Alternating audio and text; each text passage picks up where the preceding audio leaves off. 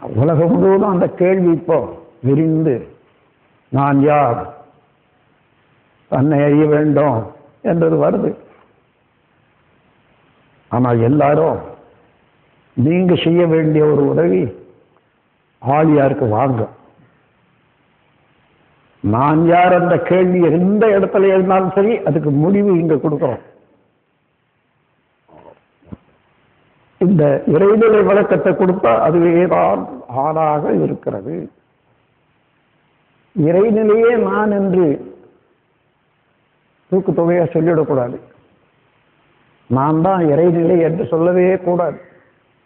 இறைநிலையே நானுமாக இருக்கிறது.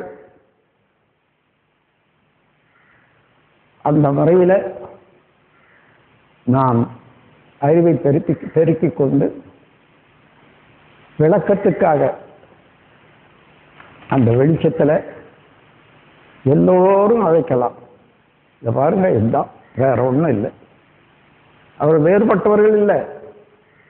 அதே அறிவு இருக்கிறது, அதுவே தன்மை இருக்கிறது.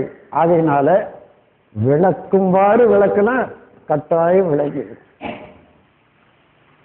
அப்படி விளக்க வேண்டுமானால் விளங்கிக் கொண்டவர்கள் விளங்கிய வழியே வாழ வேண்டும். அந்த பண்பாட்டோடு வார்த்தை வந்தாதான் அந்த வார்த்தையிலேயே அந்த பண்பாடு, அந்த உண்மை நிலையோ அவர்களை விளங்கிவிடும். அப்படியே டிரான்ஸ்ஃபர் ஆகும். நீங்க ஏதோ ஒன்று வச்சுக்கிட்டு ஒன்று சொல்லிக்கிட்டே இருந்தா அதே போல அவங்க இன்னொன்று வச்சுக்கோங்க. அதற்காக இந்த மன்றத்தில் உள்ள அறிஞர் பெருமக்கள் அனைவரும் நான் உணர்ந்த வழியே வாழ வேண்டும், வாழ்ந்ததை எடுத்து பிறருக்கு எடுத்து சொல்லி வாழ வைக்க வேண்டும். போதனை முறையெல்லாம் இதுவரையில் நடந்து வந்தது போதும்.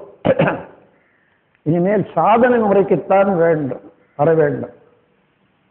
அதை உணர்ந்த போதுதான் அருகுண சீரமைப்பு என்ற ஒரு தத்துவத்தை வச்சு அகத்தாய் பயிற்சின்றதை கொண்டு வந்தேன். இல்லைன்னா சாதனை முறைக்கு வராது. சினம் தவிர்த்து வாழணும்னு சொன்னா